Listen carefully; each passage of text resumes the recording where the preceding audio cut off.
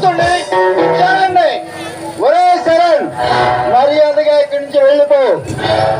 వెళ్ళడానికి కాదురా వచ్చింది, నీ కాళ్ళు ఎరగదీయడానికి.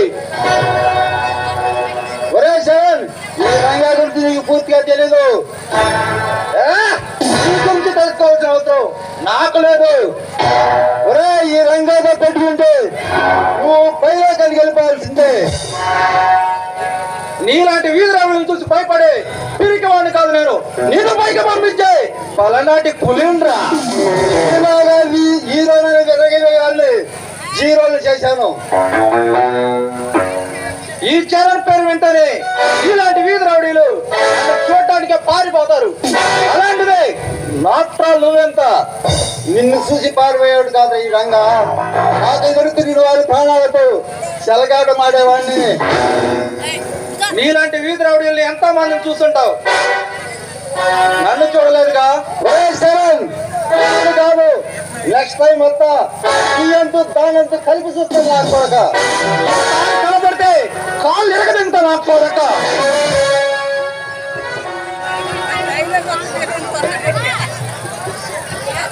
చరణ్, నువ్వు ఆ సమయానికి రాకబట్టి సరిపోయింది, లేకపోతే వాడు.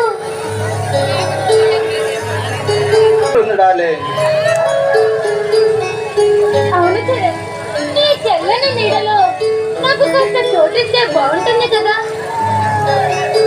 ఇలా నా కవిగిల్లో కలకాలం ఉండిపోతే చాలు.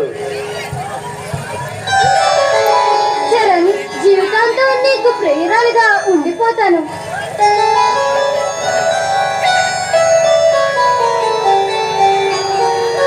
ప్రియురాలుగా నా కౌగిల్లో ఉండిపోతే చాలు. అబ్బాయి గారు కవిత్వాలు బాగానే వల్లిస్తున్నారే. ఇది కవిత్వం కాదు డియర్, ప్రేమ పైత్యం. అసలే ఈ సృష్టిలోని అందాన్నంతా రంగరించి నిన్ను నాకు గిఫ్ట్ గా ఇచ్చాడు ఆ పైవాడు. అదేం లేదు, ఇప్పుడు ఈ రోజుల్లో ఎవరున్నారు అంత స్వచ్ఛమైన ప్రేమనే కోరుకునే వాళ్ళు? ఎవరో ఎందుకు డియర్, మనం ఉన్నాగా. అది సరే, ఇలా మాటలు చెప్పి టైం వేస్ట్ చేయడమేనా లేదా ఇంకేమైనా ఉందా? అబ్బబ్బా, అవన్నీ పెళ్ళైన తర్వాతే. అప్పుడు వరకు నేను ఆగలేండి.